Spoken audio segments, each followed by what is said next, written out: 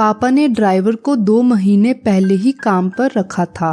मैंने पापा को 1-2 बार पहले ही बताया था कि ड्राइवर का मेरी तरफ देखने का नजरिया कुछ ठीक नहीं है, लेकिन पापा काम में इतना बिजी रहते थे कि उन्होंने मेरी बात पर ध्यान नहीं दिया। मगर पापा का इस बात पर ध्यान ना देना मेरी और उनकी जिंदगी में बहुत बड़ा तूफान लाने वाला था। उस रात मैं अपनी एक सहेली की शादी में गई हुई थी। शादी से वापस चलते हुए रात के 2 बज चुके थे। वहां से मेरा घर तकरीबन 30 किलोमीटर दूर था और सड़क भी बिल्कुल सुनसान थी। ड्राइवर बहुत बुरी नजरों से कभी मुझे गाड़ी के शीशे से देख रहा था और कभी पीछे मुड़कर मेरी छाती की तरफ देखकर तरह तरह के चेहरे बना रहा था। अब मुझे उससे बहुत डर लगने लगा था और मैं अभी सोच ही रही थी कि अगर कोई भीड़ भाड़ वाला इलाका आए तो मैं चिल्लाकर गाड़ी रुकवा दूंगी। लेकिन तभी अचानक उसने बीच जंगल में एक सुनसान जगह पर गाड़ी रोक दी। गाड़ी रोकते ही वो जल्दी से गाड़ी की आगे की सीट से उतरकर मेरे पास पीछे की सीट पर आकर बैठ गया। इससे पहले कि मैं कुछ समझ पाती, उसने मेरी छाती की तरफ देखते हुए कहा, मेम साहब, अगर आप प्यार से सब कुछ करने दोगे तो मैं कुछ नहीं कहूँगा, वरना मुझे जबरदस्ती करनी पड़ेगी। उसकी बात सुनकर घबराहट से मेरी जुबान कांपने लगी थी और मैंने कांपती हुई जुबान से उससे कहा, आप मेरा सारा सामान ले लो, मगर प्लीज मुझे मेरे घर पहुंचा दो। तभी अचानक उसने सीधा मेरी छाती पर हाथ फेरते हुए कहा, मेम साहब, मुझे आपका सामान नहीं चाहिए, बल्कि कुछ और चाहिए। आप बहुत ही खूबसूरत हो। 2 महीने पहले जब मैंने आपको पहली बार देखा था, तब से मैं एक रात भी ठीक से सो नहीं पाया हूँ और आज ऐसा मौका देखकर मुझसे रहा नहीं जा रहा है। अब मुझे पता चल गया था कि उसके बारे में मेरा शक बिल्कुल सही था, मगर अब बहुत देर हो चुकी थी। वो बहुत जवान और ताकतवर था और मुझे पता था कि मैं उसका मुकाबला नहीं कर सकती, और अगर बीच जंगल में मैं चिल्लाती भी तो मेरी आवाज सुनने वाला वहाँ कोई नहीं था। इसलिए मैं उससे रोते हुए मुझे घर ले जाने के लिए हाथ जोड़ने लगी।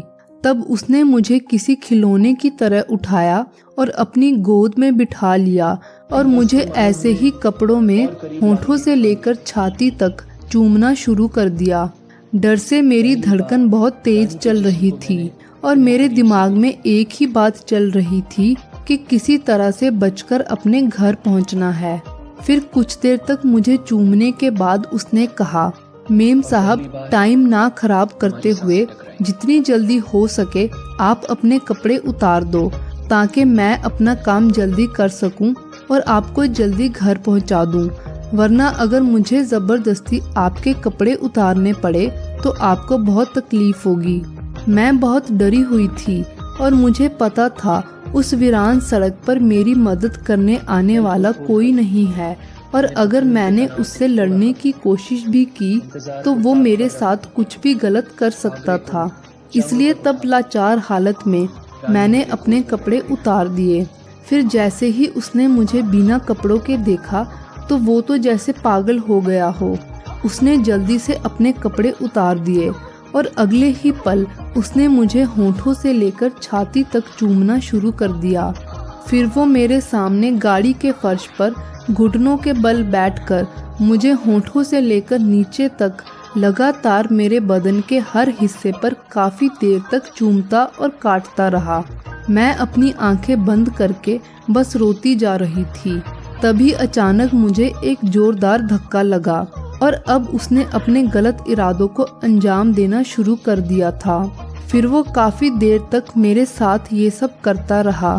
तब जैसे ही उसने अपना काम खत्म कर लिया, उसने अपने कपड़े पहन लिए। फिर उसने मुझे इसी हालत में गाड़ी से धक्का देकर बाहर निकाल दिया और मेरे कपड़े और सामान मेरे पास फेंक कर गाड़ी लेकर वहां से भाग गया। मेरी किस्मत अच्छी थी कि मेरा फ़ोन मेरे बैग में ही था। तब मैंने पापा को फ़ोन किया और सब कुछ बता दिया। पापा थोड़ी ही देर में वहां आ पहुंचे और मुझे इस हालत में देखकर उनके आंसू बंद नहीं हो रहे थे और उन्हें भी अपनी गलती का एहसास था। पापा मुझे जल्दी से हॉस्पिटल ले गए। कुछ दिनों तक मेरा इलाज चला और मैं धीरे धीरे ठीक होने लगी। पापा ने घटना की रात को ही पुलिस कंप्लेंट कर दी थी और 2 दिन बाद ही ड्राइवर भी पकड़ा गया था। ऐसे दरिंदे आपके आसपास कहीं भी हो सकते हैं। अगर आप अकेली हो और किसी ज़रूरी काम से रात में आपको अकेले सफ़र करना पड़ रहा है तो अपने घर वालों को अपनी लाइव लोकेशन और गाड़ी का नंबर ज़रूर भेजें और किसी को भी घर पर ड्राइवर के तौर पर रखने से पहले उसके बारे में पूरी जांच करें और उसकी पूरी जानकारी लें। आपको ये कहानी कैसी लगी कमेंट सेक्शन में ज़रूर बताएं। ऐसी ही और अच्छी कहानियों के लिए वीडियो को लाइक और चैनल को सब्सक्राइब करना